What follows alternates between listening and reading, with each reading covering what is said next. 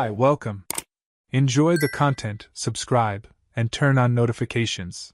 For 4.5 years, Adam Holloway believed he was living what many would call a peaceful marriage. He woke up early, organized his spreadsheets, checked the balance of their joint accounts, and made sure coffee was ready for Claire before heading to work. She used to say she felt safe with him, that stability was exactly what she'd always wanted. Adam believed that. He trusted Claire so completely that he never even thought about hiding his phone password, bank details, tax information, or financial transactions. Everything was out in the open. They didn't have kids, which gave them more freedom to travel and go out to dinner whenever they wanted. To their friends, they seemed like a well-matched, mature couple. But over the past year, something changed. First came the little delays. "I'll stop by Amanda's after work today, we're having wine at Lauren's, I need to vent with the girls, work's been too stressful." Adam, always understanding, accepted her explanations and even encouraged Claire to take time for herself. She said her clients had become more demanding, her new boss was controlling, and she was constantly stressed. He prepared dinners, left sweet notes on the fridge, and kept believing this phase would pass. But over time, she stopped responding to the notes. Started coming home later. Locked herself in the bathroom with her phone for long stretches. Laughed to herself. Made strange excuses when Adam asked simple things, like where she'd left the keys or why the new perfume was in her bag if she said a coworker had given it to her. What stood out most was how she reacted when he said he missed her. Claire used to smile, make jokes, tease him. Now she'd turn away, change the subject. Dinner conversations became silent. Adam, who'd always been good at reading numbers, began applying his analytical logic to his wife's behavior. He noticed patterns, inconsistencies. She claimed her salary at the office was unchanged, but the bank statement showed larger deposits, a raise she never mentioned. She said she was tight on money, yet showed up with a designer handbag that cost nearly half her monthly salary. New lingerie arrived at home, but Adam never saw her wear any of it. One piece still had the tag on. He started writing down dates, checking receipts, quietly monitoring spending on their shared credit card.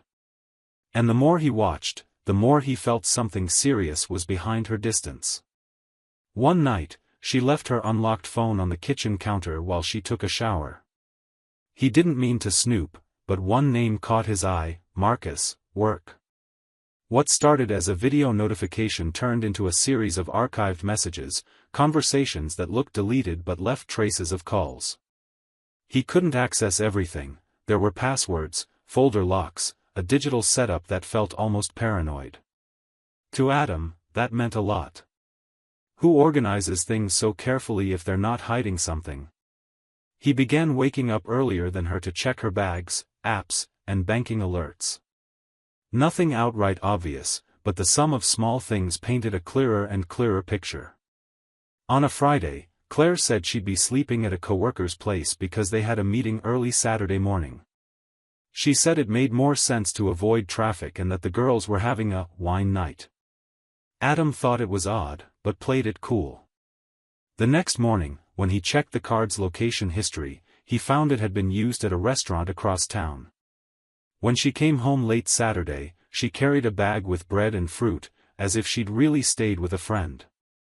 She hugged Adam, kissed him on the forehead, and said she needed a shower. That night, Adam couldn't sleep. He felt deceived, but still resisted the idea of calling it betrayal. He preferred to believe she was stressed, maybe struggling with her self-image, or just trying to rediscover her independence. But his gut told him otherwise. He tried to reconnect, suggested a trip, proposed couples therapy, but Claire turned down every idea. Said the problem was with her, that she needed space. Adam respected that. He threw himself back into work, but kept a file with every detail that seemed important, times, purchases, suspicious messages, stories that didn't add up. This wasn't just jealousy. It was method. It was survival instinct. Adam couldn't sleep that night. No matter how hard he tried to focus on anything else, his mind kept circling around the evidence he didn't yet have but knew was out there somewhere. He could feel the truth about to surface, not just about Claire's betrayal, but something far dirtier and deeper. For the first time in years, he didn't go to work. He stayed home. That evening, when he opened his inbox, he saw a new email with a subject line that froze his stomach: "You need to see this before it's too late." The sender was unknown. He hesitated for a few seconds, then clicked. Inside were 3 video files and a single sentence: "I'm not your enemy. I just want justice too." The first video showed Claire entering a motel with a man Adam recognized immediately, Marcus Bell. They hugged, laughed, and flirted in the parking lot like nothing in the world could touch them. The second video was more intimate. It showed Claire and Marcus sitting on a bed in a room, drinking wine and talking.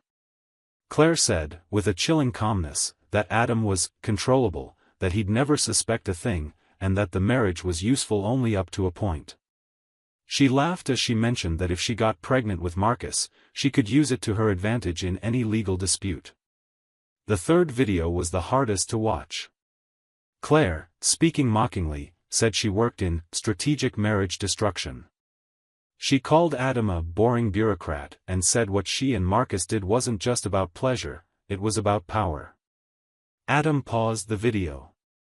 His jaw was clenched, his hands trembling, and a mix of humiliation, anger, and disbelief weighed heavily on his chest. He felt like he'd been ripped out of his own life and thrown into some absurd script. But this was real. Minutes later, his phone buzzed. A message appeared: "My name is Vanessa Bell. Marcus's wife. We need to talk. I don't want to hurt you. But you deserve to know who you're married to."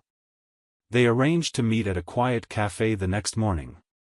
Vanessa arrived with a firm posture and tired eyes. She carried a thin folder in her hands. Adam wasn't sure where to begin. She broke the silence first. "Before you assume this is just a betrayed wife's revenge, I want to be clear, I'm broken too. But I went after the truth. And now I want you to see what I found." Vanessa said she'd suspected her husband for months. Marcus kept making up late-night meetings, started locking his phone, changed clothes twice before leaving the house.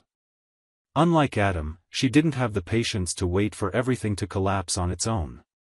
She hired a private investigator, who quickly delivered proof. When she saw that Marcus's lover was Claire, and learned she was married, she realized there was another victim, and decided to reach out to him. The email with the videos was just the beginning. What shocked Adam even more was what came next. Vanessa said Claire and Marcus's affair was just the surface of something far uglier. The law firm where Claire worked, Preston & Locke, had a network of employees involved in legal manipulation during divorce cases. And it wasn't isolated. According to Vanessa's investigator, some lawyers at the firm encouraged staff to seduce spouses of wealthy clients, gather intimate information, plant it in legal documents, and use it to destroy the other party's reputation. Fake photos, altered evidence, forged testimonies. The goal was always the same: favor whoever paid more or was connected to the internal network. Claire, Vanessa said, was one of the most effective players. She knew how to get close, how to collect emotional details, and how to use them to build the narrative they wanted. There were records of similar cases, including false claims of abuse or spousal abandonment, all based on coldly constructed documents. The pattern was always the same: first, they gained the victim's trust, then they humiliated them, finally, they filed such aggressive lawsuits that the other side was left completely defenseless. Adam listened in silence. As Vanessa showed him papers, dates, and names of other affected spouses, his disgust grew. This wasn't just about Claire cheating. It was about being deceived, manipulated, and used as a pawn. He, who had always tried to live honestly, who believed in the logic of things, had been pulled into a dirty game without even realizing it. Before they parted, Vanessa looked him in the eye and said, "I'm going all the way with this. And I think you should too." They think they can play with people's lives without consequences. But they made a big mistake choosing their victims this time. Adam clutched the folder to his chest and thanked her. He knew he was far from the end. But for the first time, he held something more powerful than anger, concrete proof and the real identity of the woman he'd married. Adam returned home with the videos still vivid in his mind, but his face showed no anger or disappointment. He walked through the door with the same calm he always had, kissed Claire lightly on the cheek, and asked if she'd eaten dinner. She gave a forced smile and said she'd had something quick at the office. He nodded and went to take a shower, as if nothing had changed. But everything had. Inside, Adam was burning. Outside, he was the same husband as always, kind, quiet, reserved. He knew one wrong move could alert Claire and ruin everything. This woman was too manipulative to underestimate. The next morning, before Claire even woke up, Adam left the house with one clear goal: to find the one person who could help him turn all this mess into justice. He went to the office of Rita Caldwell, a lawyer he'd admired years ago when she dismantled a complex corporate fraud case during a property division trial. She was known for her sharp mind, absolute discretion, and strategic coldness. As soon as the receptionist announced him, Rita came out to meet him personally. Adam explained everything in detail. He showed her the videos, the messages, the documents Vanessa Bell had given him. He told her his wife was part of a group within Preston and Locke that manipulated divorces, fabricated false accusations, and destroyed spouses' reputations to benefit their clients, all under the guise of legality. Rita listened without interrupting. She read the files carefully. When she finished, she closed the folder and said firmly, "If half of this is verified by official sources, what you have is enough to bring down at least 3 people. But before we drop the bomb, we're going to protect everything that's yours." She began laying out a plan. The first step was protecting Adam's assets by moving part of his wealth into a new legal account linked to an inactive company he already owned. That would prevent Claire from freezing funds if she felt threatened. Then, she instructed Adam not to change his behavior toward her at all. It was crucial that she kept thinking he was unaware, vulnerable, naive. Only then could they gather uncontaminated evidence. Adam returned home with clear instructions: start recording conversations, take screenshots of text messages, and monitor Claire's financial behavior. Everything had to be documented. Their home became a silent surveillance zone. For example, on a Monday, Claire said she was going to the doctor. Adam checked the shared location and saw she spent 3 hours in a commercial district near a cafe where Marcus often worked on home office days. He didn't say anything. Made pancakes for dinner. Waited for her to come home. Said he missed their time together. She responded with a kiss on the shoulder and an excuse about being mentally drained. Another night, she left her laptop open on the table. Adam quickly scanned the open tabs. One was a legal forum titled, "Advantages in Claiming Emotional Abandonment." Another was an internal office group chat between Claire and someone named Howard, who Adam later recognized as a partner at Preston and Locke. The messages used technical terms, but it was clear they were preparing something big. Adam took photos of the screen with his phone and saved them in an encrypted folder, as Rita had advised. Days passed with Claire growing more distant physically, yet calm, as if everything were under control. And that was exactly what Adam wanted. He wanted her to laugh, to mock, to keep believing she could knock him down as easily as deleting a message. The plan was in motion.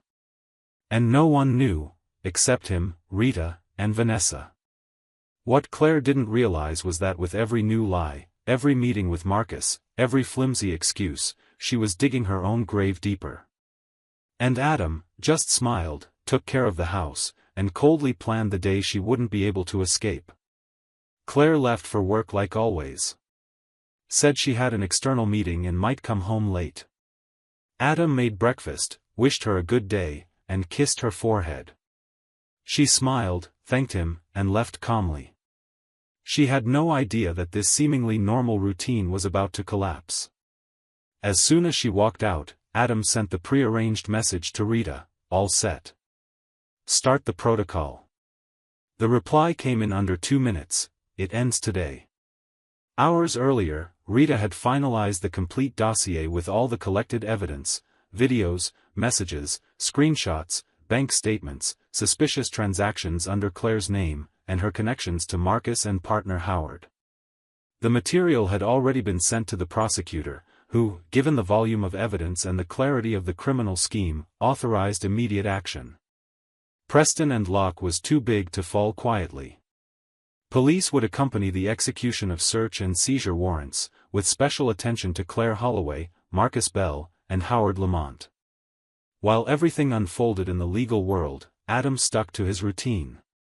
He washed the breakfast dishes, organized a few spreadsheets, and, as planned with Rita, left home at his usual time. He drove to the accounting firm where he worked, but stayed in his car, parked, waiting for the call that would change everything. His phone rang. The detective's voice was dry and direct, "It's happening now." The Preston and Locke office was raided by a team from the prosecutor's office, accompanied by investigators specializing in crimes against justice. Phones were seized, computers sealed, documents carried away in locked boxes. Claire was at her desk, laughing with a coworker, when her name was called. She raised her hands, surprised, and asked what was going on. An officer read the formal charges aloud: conspiracy, procedural fraud, emotional extortion for financial gain. Her expression changed instantly. There was no time to deny anything. They already knew everything. Marcus tried to intervene but was also handcuffed. Howard, the partner, claimed he wasn't involved in any scheme, but investigators already had copies of emails directly implicating him. The whole structure collapsed in under 30 minutes.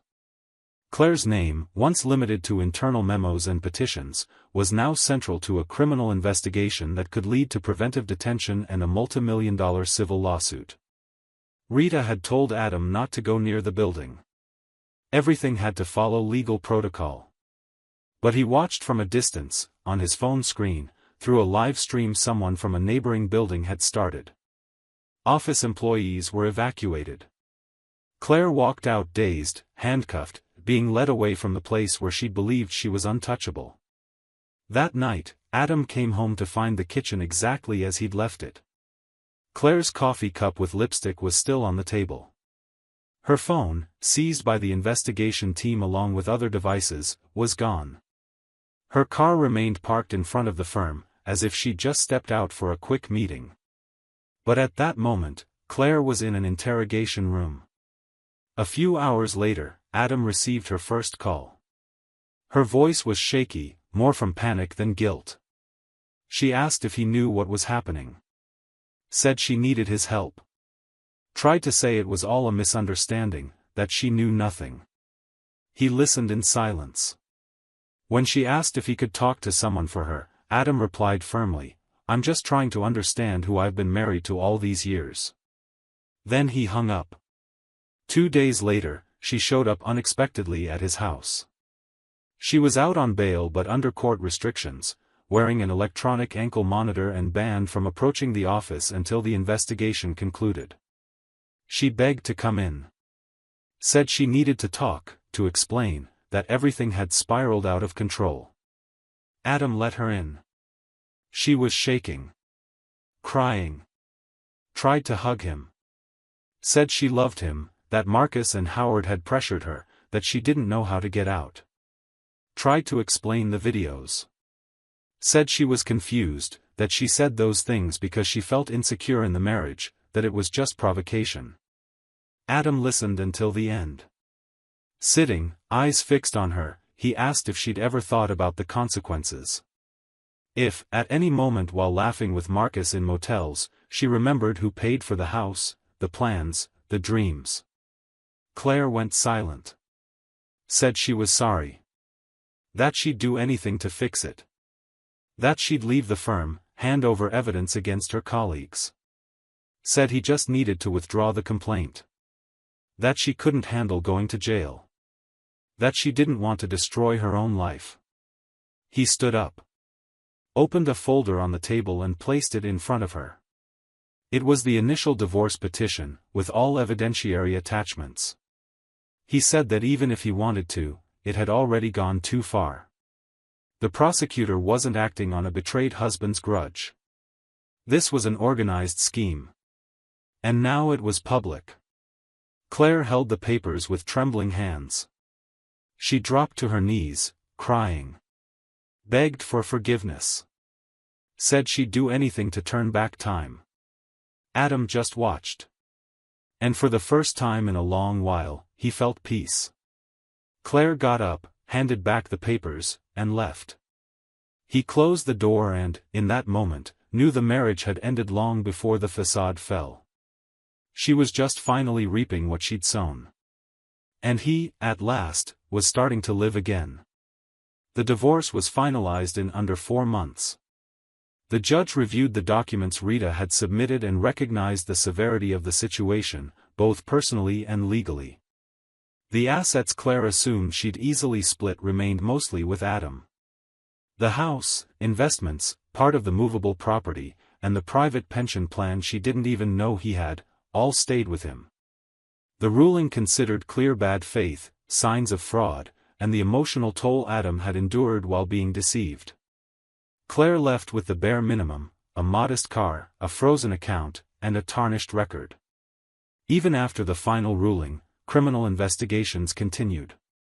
Howard was formally indicted. Marcus struck a plea deal and handed over internal office documents in exchange for a reduced sentence. Claire tried the same, but because her involvement was both emotional and operational, and because the videos of her mocking victims and suggesting manipulations were part of the case, the deal was rejected. The prosecution argued she acted with full awareness and clear intent to harm. The charges against her weren't dropped. Claire Holloway's name ended up in local news, legal websites, and even lawyer discussion forums. She became a symbol of the kind of professional the justice system was tired of protecting. Adam followed everything from a distance. He'd returned to his work routine, avoided discussing the case with coworkers, and focused on rebuilding. He wasn't seeking revenge. He just wanted to preserve the dignity that had nearly been stripped from him. He started going to the gym in the mornings, picked up the guitar again on Saturday nights, and reconnected with old friends he'd drifted from during the marriage. His life didn't get better overnight. There was exhaustion, memories, emotional echoes. But there was also a kind of silence that brought comfort, the silence of truth exposed, of a clear conscience, of the end of a lie he never created. One day, while organizing old documents in the basement, he found a box of letters and photos from when he and Claire first got together. Inside were love declarations, handwritten plans, sketches of a future house, even a list of baby names they might have used someday. It hit him in an unexpected way, not with nostalgia, but with the realization of how deeply someone could change, to the point of using love as a weapon. He put everything back, locked the box, and left it where it was. Some feelings don't deserve to be burned, but they don't deserve to live in the light either. A month after the divorce, Adam received a surprise visit. Vanessa Bell showed up at his office with an envelope. She said her own case had concluded and she was leaving town. She thanked him for being a quiet ally in the chaos and handed him a copy of a letter Claire had written from jail. It wasn't addressed to him directly. Claire had written it to her sister, but the correspondence was intercepted by Vanessa's legal team, which still monitored everything tied to Marcus. In the letter, Claire admitted she got involved with Marcus only to get to Howard. She said she knew about the firm's corruption, that relationships were used as currency, and that she never truly loved Marcus. She also admitted she considered getting pregnant just to keep Adam tied to her longer, afraid of being discarded like so many other cases the firm helped bury. The letter was an informal confession, but it served as proof of the moral decay Claire had fallen into. Adam read it all calmly. He closed the envelope, thanked Vanessa, and wished her well in her new city. That night, he went for a walk along the waterfront and thought about everything he'd lived through in the past months. He realized he'd long believed he was weak for not reacting with shouting or destruction. That he thought he was a coward for not confronting Claire in the heat of anger. But there, under a quiet sky with no one to impress, he understood it was the opposite. His strength came from silence, patience, and emotional intelligence, things she never had. And unlike her, he still had the chance to start over without carrying the weight of lies. Weeks later, he received an offer to lead a complex audit in another state. The kind of challenge he'd always dreamed of, but had postponed because he was trapped in a life that no longer existed. He accepted.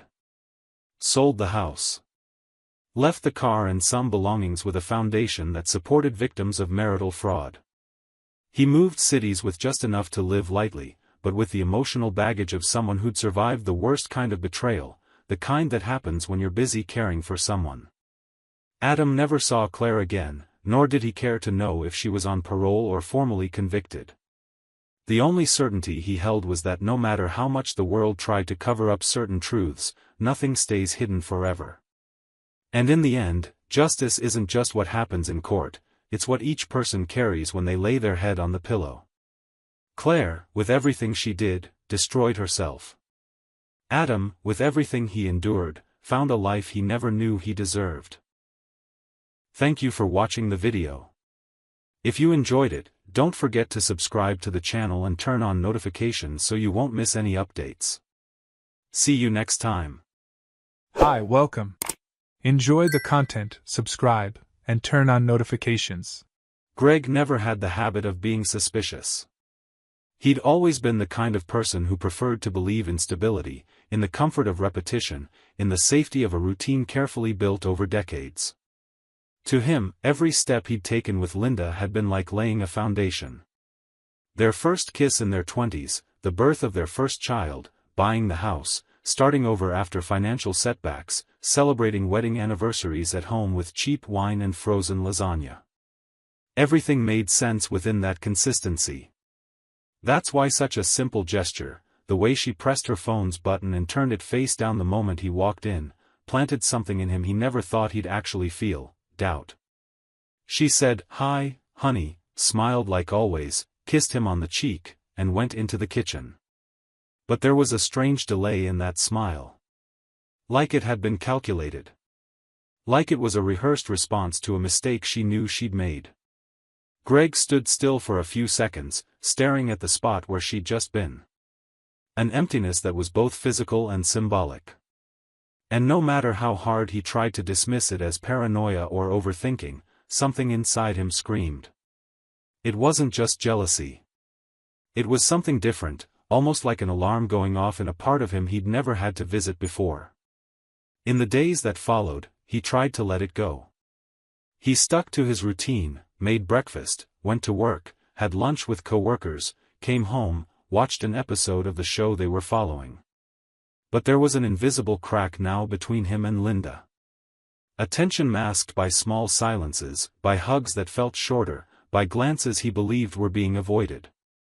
And the more he tried to pretend everything was the same, the deeper he sank into this unease that would hit him at random moments, while driving, washing dishes, or hearing the sound of a notification on her phone. One night, lying beside Linda pretending to sleep, he listened to the soft taps on her phone. He tried to guess if it was a group chat with friends, a message from her sister, or something more. It became routine. When he woke up in the middle of the night to use the bathroom, he'd check if her phone was nearby. Once, he even picked it up while she was asleep, but it was locked with facial recognition. He put it back immediately, feeling both stupid and guilty. But what ate at him wasn't just the possibility of physical betrayal. It was the idea that he might be being deceived without even knowing. That something was happening beyond his sight, and all the effort of 24 years could be slipping away without him noticing. Greg wasn't the type to fall for conspiracy theories. He never believed in hidden messages or signs from fate. But this discomfort started to feel almost physical. His stomach tightened when she got a call in the middle of the afternoon. He noticed how she smiled when replying to messages, and if that smile lasted more than 2 seconds, his mind would instantly build a whole story around it. Linda started to notice he was quieter, that he seemed troubled, but she didn't say anything. He, in turn, brushed it off, saying it was work, that he was tired, that the company had been demanding more than usual. A convenient lie to avoid confrontation. Once, during lunch in the company cafeteria, Greg noticed a coworker reading an article about relationships. The title read, "10 Signs Your Partner Might Be Cheating Without You Knowing." He chuckled quietly, but later that afternoon, while drinking coffee alone, he typed the same title into his phone and read every listed sign, one by one. And as he read, it felt like each point fit with disturbing precision into the new version of Linda his mind had created. Sudden behavior changes, overprotectiveness with the phone, evasive answers, inappropriate smiles. It all made sense, or at least it seemed to make sense when his mind was already consumed by suspicion. Greg didn't want change. He never did. He always believed that maintaining order was better than risking the unknown. When the kids suggested selling the house and moving to a smaller place, he resisted. When Linda proposed taking dance classes to break the routine, he pretended to be interested but never went. When she started going out more with her friends on Tuesday nights, he accepted without questioning, but now those outings began to weigh on him like evidence. He started assembling a puzzle with pieces that might not even belong to the same picture. A compliment she'd received from a stranger months ago, which she'd responded to with a smile. A "good morning" message from a friend with too many emojis. The trip she suggested for the end of the year, to a place where an old flame of hers lived. Everything turned into a hypothesis, a possibility. Greg's mind became a silent courtroom where every one of her gestures was a witness to be questioned. Even without proof, he already felt betrayed.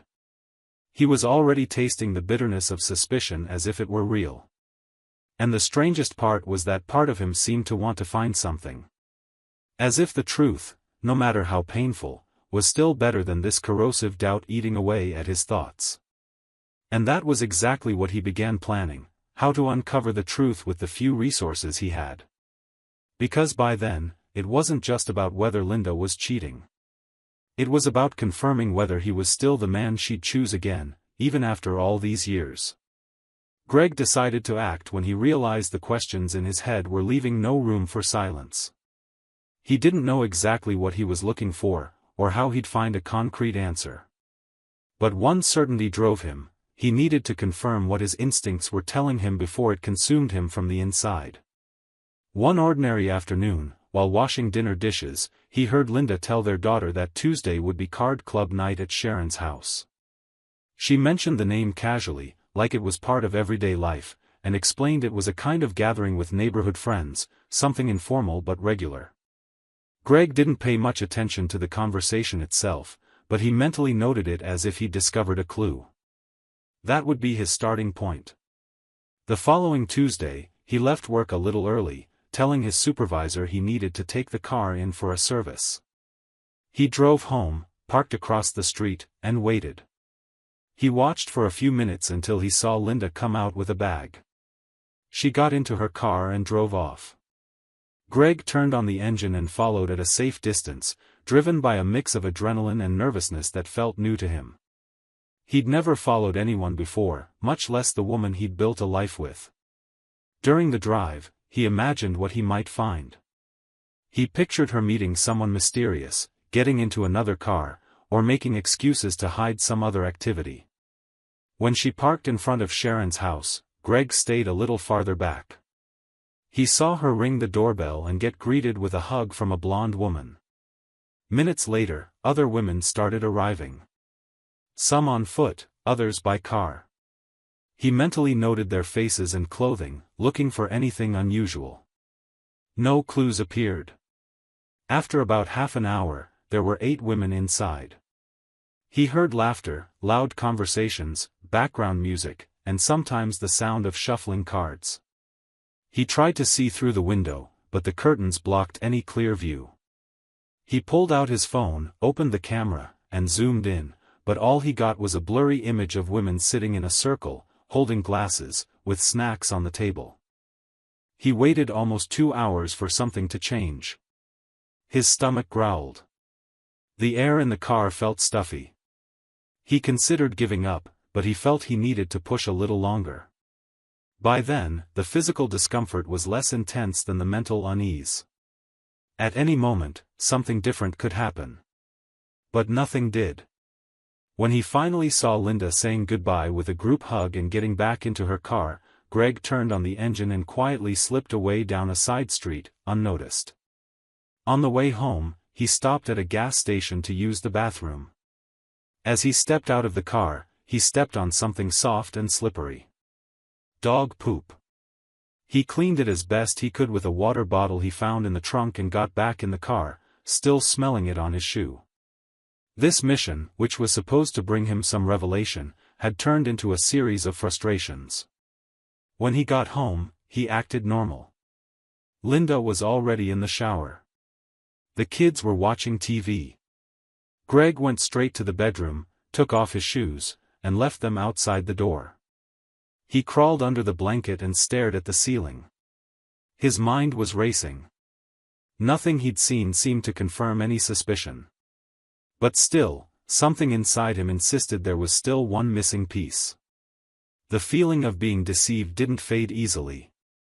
It was like a fog covering logic, even in the absence of proof. He tried to sleep, but his mind kept asking questions he was already tired of repeating. He wondered how long this might have been going on if he was actually right. He tried to remember if Linda had changed her perfume, or if she wore fancier clothes on Tuesdays.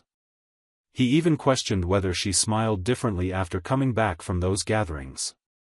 The next morning, while Linda left with their youngest child, he opened drawers, went through tissue boxes, checked clothing tags, looked between books. He found only what had always been there: folded sweaters, old documents, paid bills, a photo of the two of them from a trip 5 years ago. Then he went to the laundry room and inspected the dirty clothes. He separated her clothes and ran his fingers over the fabrics with a care bordering on obsession. He looked for unfamiliar scents, stains, marks. At one point, he held a pair of underwear in his hands as if it were decisive evidence. He examined it for seconds and, again, found nothing. Just the plain, mystery-free reality. He felt anger, toward himself, toward the situation, toward the emptiness he was creating around something that might just be a product of his imagination. He opened the laptop. He searched through the shared email account they used for shopping and banking documents. He checked the trash, the message history. He found an expired clothing store coupon, a message exchange with her aunt about a cheesecake recipe, and a chat with a neighbor about sidewalk repairs. He read every line as if there were a secret code behind it. But everything still looked normal. He searched keywords like meeting, man, love, lie. The results only reinforced his defeat: cake recipes, medication instructions, school reports. He slammed the laptop shut harder than he meant to. By the end of that morning, sitting on the edge of the bed, Greg felt like he was losing something important. It wasn't just time. It was control over his own sanity.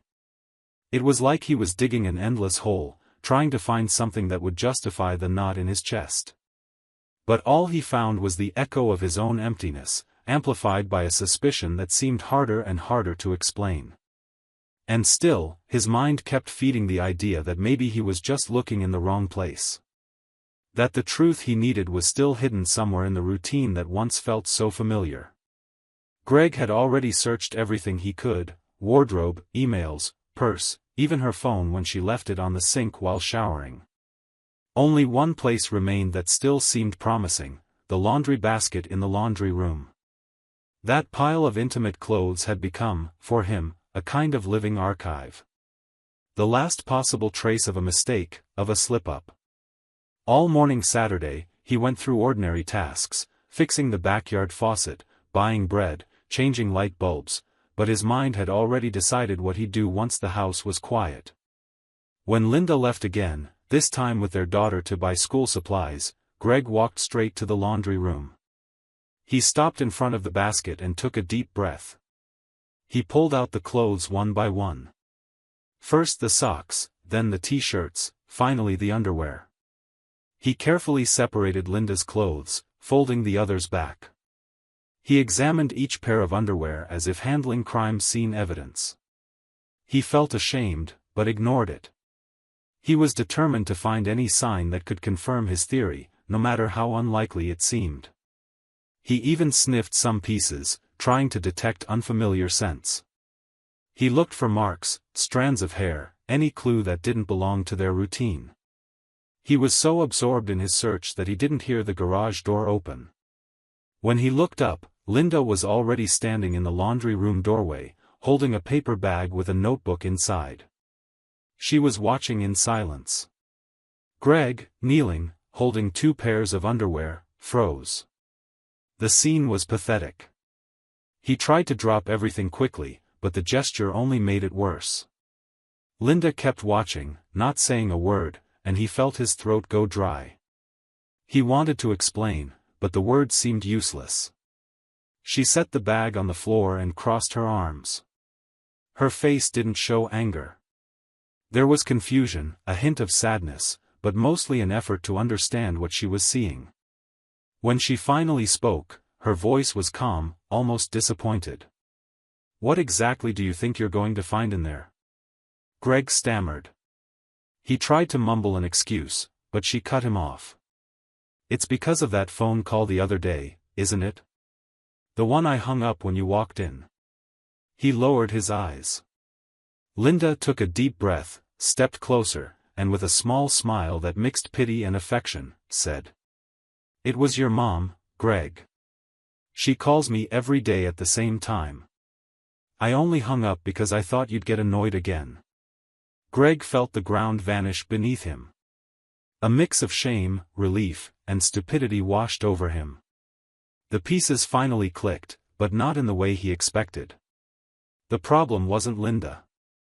It was him, his self-made stories, his judgments without evidence, the hours he'd spent feeding a fear instead of talking to her. Linda crouched down, picked up one of the items from the floor, placed it back in the basket, and looked him in the eyes. "I've never given you a reason for this. And still, you turned me into someone I'm not." He tried to justify himself, saying it wasn't from lack of love, but fear of losing everything they'd built. She just nodded, understanding more than any excuse could explain. "I saw the articles you've been reading on your phone. How to tell if your wife is cheating. Signs of silent infidelity. Were you testing me, Greg?" He felt a knot in his chest. It was true. And she knew everything. "I've felt watched these past few days, and now I understand why. Did you follow me?" Greg stayed silent. The guilt was so heavy that any answer would feel inadequate. Linda stood up, walked to the laundry room door, and turned before leaving. "You want to know if I still love you?" "I do. But what you're doing right now could destroy us." In silence, he gathered everything he'd scattered and sat on the edge of the bed, waiting for the day to end, hoping this was just the lowest point, not the end. Hours later, Linda returned to the bedroom. It was night. She'd changed clothes and brought 2 wine glasses. She handed one to Greg without saying a word. She sat beside him and rested her head on his shoulder. "Promise me one thing. If you feel afraid of me again, just talk." He nodded slightly. She took his hand and led him to their bedroom. That room, once just routine, now carried a new meaning. Through quiet caresses and silent reunions, Greg realized he was receiving more than he deserved. Linda didn't want to punish him. She didn't humiliate him. She didn't threaten. She chose to love, even when he was overwhelmed by ghosts that existed only in his mind. It was in that long, intimate gaze that Greg felt the weight of guilt slowly dissolve. Linda didn't say everything was okay. But she made it clear they were still together. And that was more than he'd hoped for at that moment. Greg woke up before the alarm. The room was still quiet, but inside him there was a new kind of noise. Not anxiety, not distress. It was a kind of uncomfortable calm, as if his whole body was processing the shame of the past few days while also trying to absorb the unexpected forgiveness he'd received. He sat on the bed and looked at Linda sleeping. She slept like always, one hand under the pillow, her face partly covered by the sheet. She was the same woman he'd chosen when they were too young to understand life, the same one with whom he'd raised children, overcome debts, buried parents, and celebrated birthdays at home with supermarket cake. And even after all that, he had projected his fear of being replaced onto her. He got up quietly and went to the kitchen. He made coffee without focusing on anything. The motions came automatically, but his mind wandered through memories. He remembered the first time they'd slept together. He remembered when Linda lost her father and he held her hand at the funeral without letting go for hours. He remembered when she gave birth to their second child and said, exhausted, that she didn't know if she could handle another pregnancy. And yet she had 2 more. He remembered when she cried quietly in the bathroom because she was tired, overwhelmed, and he only noticed because he found a damp tissue in the trash. All those years, Linda never turned away. She never gave up. Even when he was distant. Even when he stayed silent out of pride instead of speaking from love. And now, after everything that had happened, she chose to look at him with tenderness. Not to erase the mistake, but to say, through her actions, that this didn't have to be the end. It was as if she'd offered him a second chance without demanding anything in return. She just wanted him to trust again. Greg took his coffee cup out to the garden and sat, watching life around him, but his mind was elsewhere. He thought about what might have happened if she'd reacted differently. If she'd yelled, if she'd left the house, if she'd told the kids or her friends everything. He thought about how his image would have been reduced to that of a weak, insecure, obsessed man. And maybe he was, for a few days. But what saved their marriage was something he hadn't expected, Linda's emotional maturity. The wisdom she carried inside, stronger than any speech. Before leaving for work, he wrote a short note. He took a page from his kid's notebook, tore off a strip, and left it on the living room table. Sorry for doubting you. And thank you for loving me even when I was an idiot. He folded the paper and placed it beside the mug she always used in the morning. He didn't expect a reply. He just wanted her to know he finally understood how much he'd nearly lost. On his way to work, Greg reflected on the choices he'd made. How a single assumption, a misinterpreted moment, had been enough to build a castle of suspicions. And how he'd fed it without having a single honest conversation with the person who deserved his trust the most. The human mind, he thought, can turn fear into certainty. And imagined pain, when left unchecked, can become more destructive than real pain. Because it creates monsters that don't exist. And those monsters have the power to destroy homes, relationships, entire lives.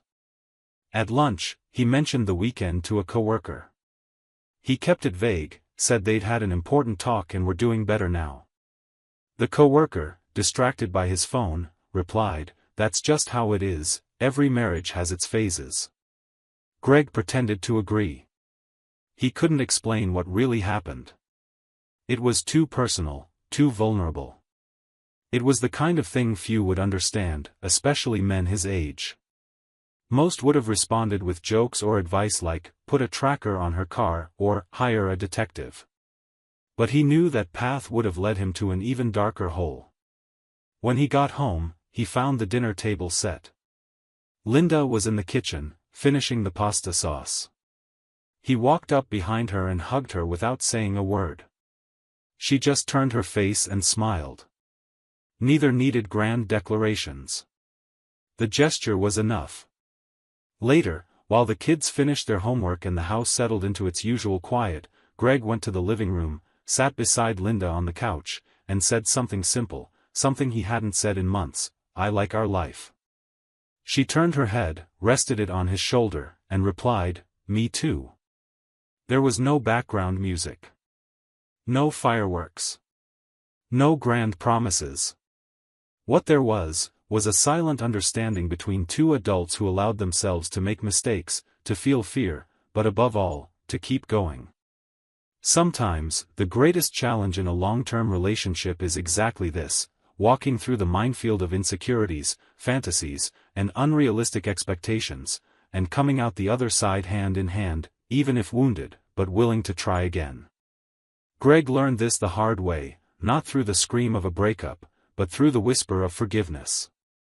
And that's why, that night, as he turned off the bedroom lights and felt Linda rest her foot against his under the covers, he understood that real love isn't made only of perfect moments.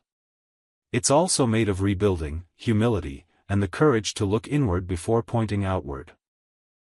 Thank you for watching the video. If you enjoyed it, don't forget to subscribe to the channel and turn on notifications so you won't miss any updates. See you next time. Hi, welcome. Enjoy the content, subscribe, and turn on notifications. Logan Bennett always had both feet firmly on the ground. He was the kind of man who liked routine, predictability, and doing things the right way. At 37, he worked as an ambulance driver in Grand Rapids, Michigan, on the night shift, which required almost superhuman focus to handle extreme situations where every second counted.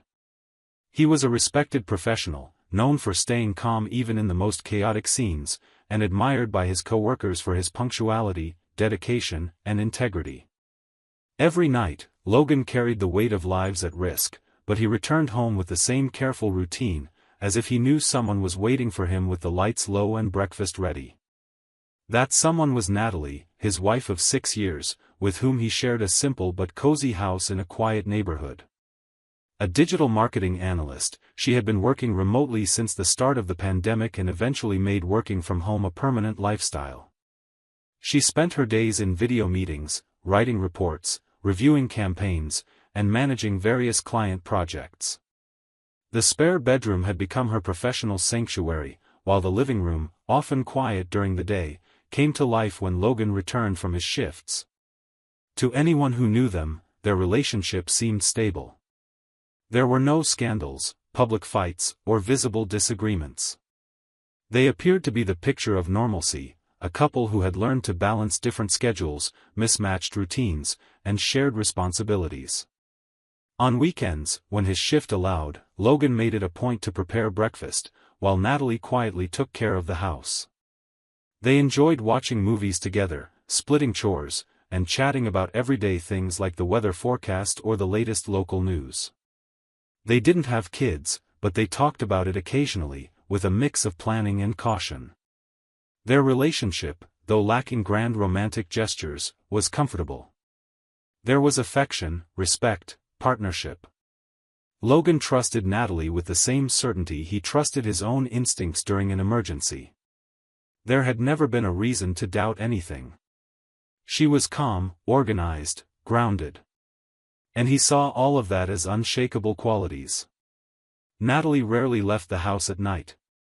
She said she preferred staying safe, using the quiet to read or watch series while Logan worked. Sometimes, he even felt guilty for not being around, but she always reassured him, saying she understood how important his job was. On social media, they kept a low profile. A few photos together on short trips, the occasional post for special dates, affectionate messages on birthdays. Nothing that stood out, nothing that raised suspicion. On the surface, it was the kind of relationship many people dream of, solid, drama-free, built on mutual trust and respect. To the outside world, they were seen as a well-balanced couple. Neighbors greeted them with smiles, friends praised their harmony, and both of their families admired how they managed to keep everything balanced despite Logan's demanding schedule. The fact that Natalie was always home reinforced the image of stability. She kept regular hours, took care of meals, remembered important dates, and always asked about his day, even during the toughest nights. Logan valued all of that. To him, there was no room for doubt. He believed love was shown in the little things: coffee at the right time, a sweet message during his shift, a caring gesture without being asked. And it was with this quiet certainty that he moved through his days. Life could be exhausting, work could drain every ounce of energy, but when he came home, he knew he'd find peace. Natalie was his anchor. The person he shared silences, victories, and frustrations with. There had never been suspicion, crises, or signs that anything was off. She seemed content with the life they had. Bills were paid, future plans were discussed maturely, and they both respected each other's space. Logan, even as he dealt daily with other people's tragedies, never imagined something similar could ever touch his own life. To him, home was a safe harbor. And Natalie was the reason for that. Nothing in their routine hinted at what was coming. No strange gestures, no changes in behavior, no details out of the ordinary. The marriage, in his eyes, was functional and calm. The trust he placed in Natalie was absolute, built day after day, night after night, over 6 years of mostly uneventful life together. And that's exactly why, when the truth emerged, the impact was so much deeper. Because betrayal, when it comes from someone you never expected, doesn't just destroy the relationship. It reshapes everything you believed about love, loyalty, and safety. But Logan didn't know that yet. At that point, he only knew one thing: he blindly trusted the wife who slept at home while he saved lives across the city. The night started like any other for Logan. The clock read just past 10 when he arrived at the station for another shift. He put on his uniform, checked the equipment, and received the handover report from the previous crew. It was a Wednesday night, seemingly quiet in Grand Rapids. Nothing suggested anything unusual was about to happen. He ran through the ambulance checklist, as he did every day, then settled into the driver's seat, waiting for the first call. Deep down, he hoped for few calls. Not out of laziness, but because he knew each call meant someone was suffering. Just before midnight, the radio crackled. Dispatch gave coordinates for a traffic accident less than 10 minutes away. 2 victims, collision with possible loss of consciousness, intersection of 28th Street and East Beltline Avenue. Logan confirmed, turned on the sirens, and left with his partner beside him, exchanging few words. On the way, he mentally reviewed the protocols. The route was familiar. The road wasn't the busiest at that hour, but accidents there weren't rare. The time between the call and arrival was under 6 minutes. As he parked the ambulance, Logan saw the headlights of one of the cars still on and a small crowd of onlookers kept back by a police officer who'd arrived earlier. He got out, grabbed the medical kit, and approached.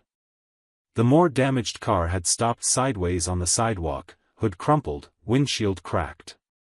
The passenger side window was blown out, and the airbag had deployed. Logan moved toward the driver's door, but when he circled the vehicle, something froze him for a second. His eyes locked onto the woman inside. For a moment, he thought he was seeing things.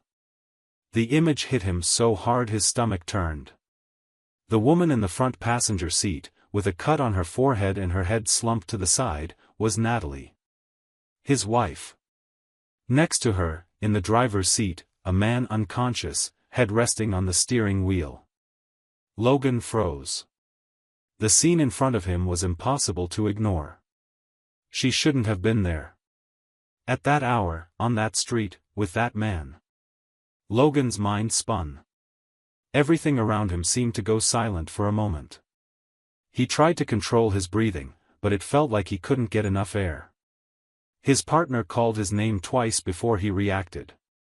Logan approached the door, carefully tested the handle, and quickly assessed the victim's conditions. Natalie was conscious, though dazed. She had a small cut bleeding on the side of her head but responded to stimuli. The man remained unconscious, with unstable vital signs. Logan felt his hands tremble for a second, but forced himself to focus. Here, before being a husband, he was a first responder. With his partner's help, he removed the man from the driver's seat and placed him on the stretcher. Then he returned to Natalie. She slowly opened her eyes, recognized Logan, and blinked as if she couldn't believe what she was seeing. She tried to say something, but he just signaled for her not to speak. The pain of seeing her there was real, but in that moment, he couldn't let himself fall apart. He secured the stretcher straps with precision, applied quick first aid, and ensured she was stabilized. Inside the ambulance, while his partner tended to the man, Logan secured Natalie's stretcher and moved to the driver's seat. There was no exchange of words. Just heavy glances, loaded with everything that was still to come. During the drive to the hospital, he kept his eyes on the road, focused on traffic, as if that could stop his mind from collapsing. The sirens didn't drown out what he felt inside. His head pounded with questions that had no shape yet, but his body knew something serious had been exposed. When they arrived at the hospital, he handed both patients over to the medical team and completed the incident report. He maintained professionalism, as always. But inside, a crack had already begun to form. And he knew nothing would ever be the same from that point on. The hospital released Natalie after 4 days of observation. Her tests were stable, the stitches on the side of her head were healing well, and the medical team found no lasting effects. The recommendation was rest and follow-up in the coming days. Logan picked her up personally, as any husband would. He arrived at the hospital with a face worn down by sleepless nights and an expression hard to read. The drive home was silent. Natalie stared out the window, her forehead slightly furrowed, as if searching for a way to start a conversation. Logan kept his eyes on the road, avoiding any gesture that might show emotion. When they got home, Natalie settled on the couch and slowly took off her shoes. She looked visibly drained. Her face still showed signs of bruising, and the bandage on her forehead was an uncomfortable reminder of what had happened. Logan went to the kitchen, got a glass of water, brought it back, and handed it to her. He sat in the armchair across from her, crossed his arms, and stared at her for a few seconds. There was no more putting it off. The image of her in the front seat with a strange man wouldn't leave his mind. That intersection at 28th and East Beltline was now more than just a point on a map. It was the exact moment everything began to fall apart. Logan's voice came out dry, direct, with no hesitation. He asked who the man was. He asked what she was doing with him, in a car, at that hour of the night. Natalie looked away. She said he was a rideshare driver. That she'd had an argument with her sister on the phone and decided to go to her house to sort things out in person. Since she didn't have a car, she ordered a ride. She said the man was just the driver, and the route passed through that area because of an alternate path. Logan didn't answer right away. He just stared. He knew something didn't add up. He knew the way to Natalie's sister's house, which was in a residential area north of the city.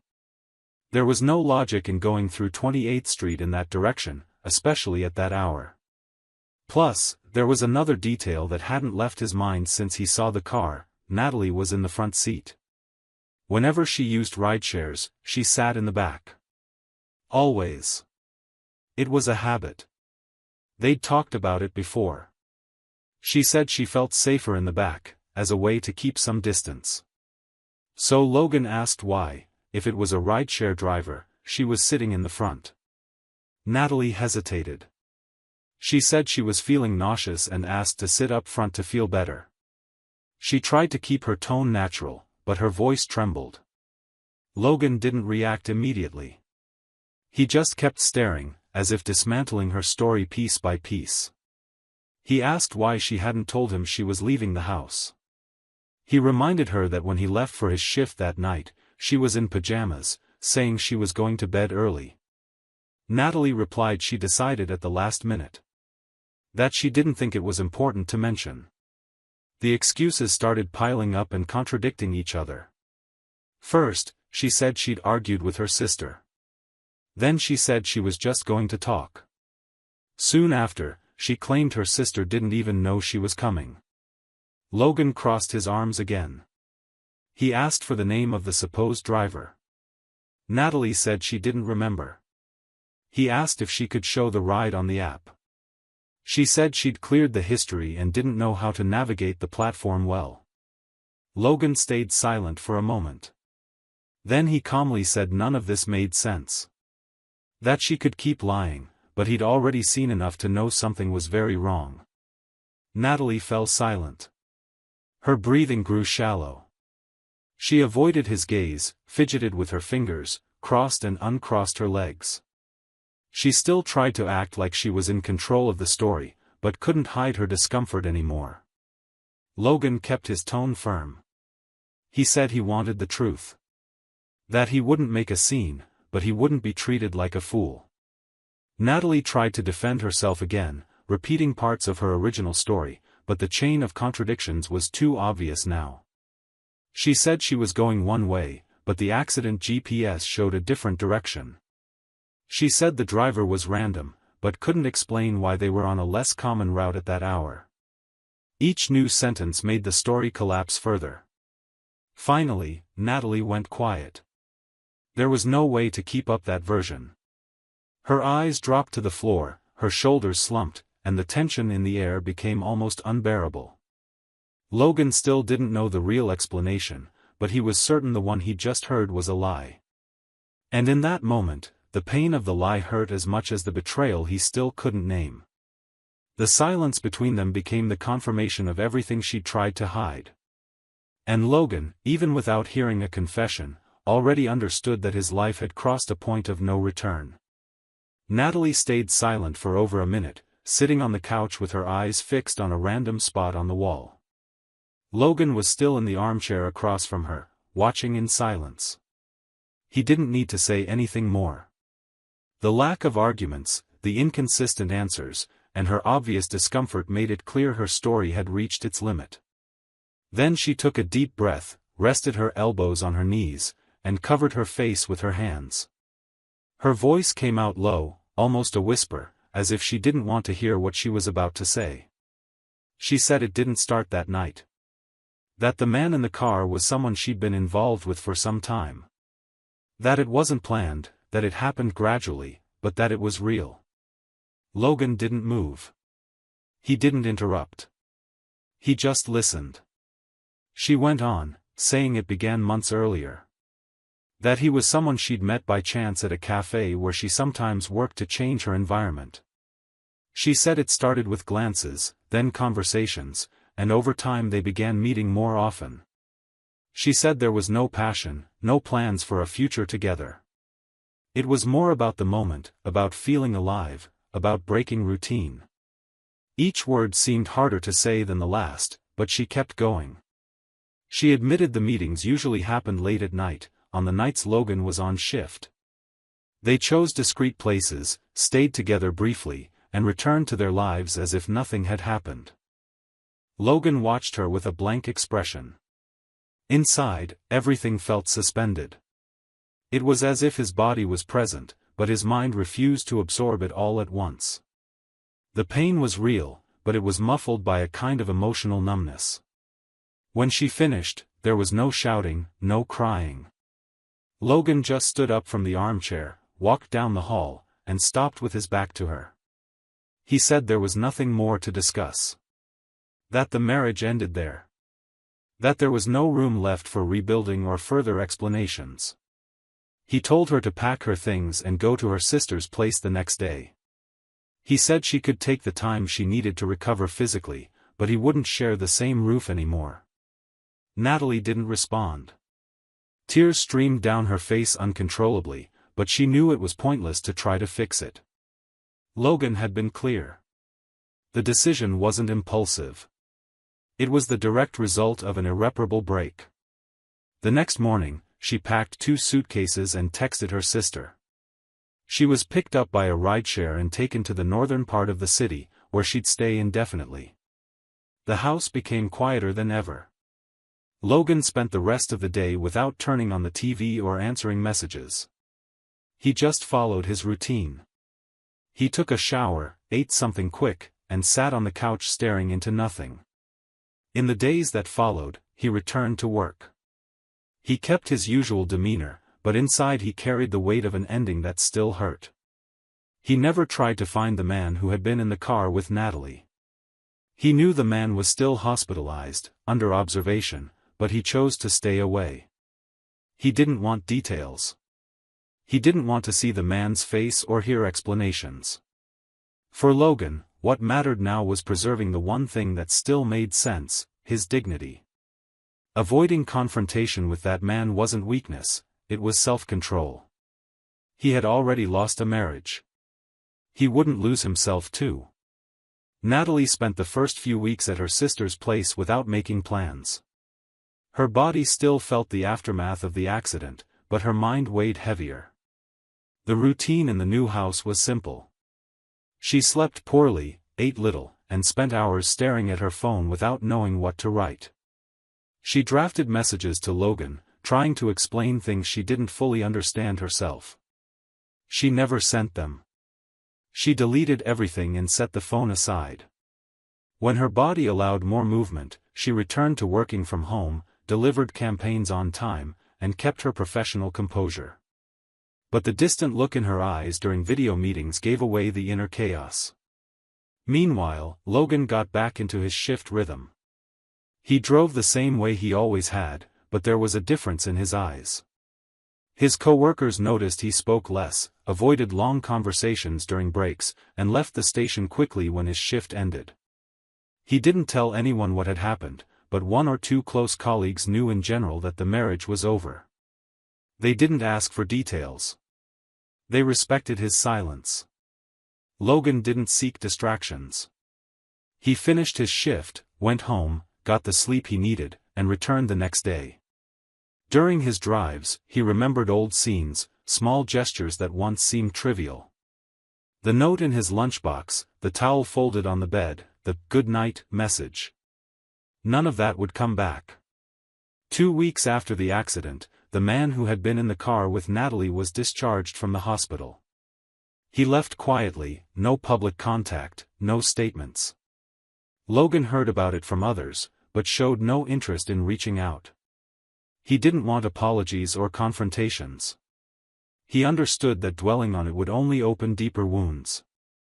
He made a conscious choice: protect his career and his inner peace. The man existed, but he wouldn't be part of Logan's life in any way. Simply not going after him was, for Logan, a way to hold on to what little dignity he had left. As the weeks passed, Logan started going to a small cafe near the station, one that served pancakes and had sidewalk tables. That's where he ran into Jeff, an old high school friend he hadn't seen in years. They exchanged numbers and soon began meeting more often. Jeff introduced him to other friends, some single, some divorced, all with different stories of loss. It wasn't a support group, but it ended up serving that purpose. In these casual conversations, Logan started laughing again, even if just a little. He started listening to stories that didn't involve sirens, deadlines, or betrayal. It was as if, slowly, the world beyond tragedy was being rebuilt around him. At night, at home, there was still silence. But it was a less oppressive silence. Logan began filling his time with small home projects, old books, and movies that had been on his list for months. Sometimes he'd look at the bedroom he once shared with Natalie and remember everything. But he didn't feel anger anymore. He just felt a strange emptiness, like walking into a room where furniture used to be and now only echoes remain. He began to understand that some losses aren't fixed by answers, but by time. That not every pain demands revenge, and moving forward doesn't mean forgetting, but learning to walk with the scar. Natalie didn't try to come back. She didn't show up unexpectedly. She respected the silence, as if knowing any attempt at reconciliation would be useless. She rented a small apartment near the Alger Heights neighborhood, returned to managing her own life, and reconnected with old professional contacts. Slowly, she tried to rebuild what had broken, even knowing some pieces would always be missing. She knew the version of herself that had betrayed someone like Logan wasn't easy to face in the mirror. But it was the only one she had left. And it was up to her to deal with it. As for Logan, he moved forward without rushing. He didn't seek new relationships or try to fill the void with temporary distractions. He chose to rediscover who he was outside the role of husband. He took care of himself, his home, and his friendships. On the evening of an ordinary Saturday, he hung a new frame on the living room wall, with a photo taken at the top of a hiking trail he used to frequent in his youth. It was a picture of himself, alone, looking out at the horizon. In a way, it symbolized everything. Accepting the past, acknowledging the loss, and choosing to keep going. Even if alone. Even if scarred. But still standing. And whole. Thank you for watching the video. If you enjoyed it, don't forget to subscribe to the channel and turn on notifications so you won't miss any updates. See you next time.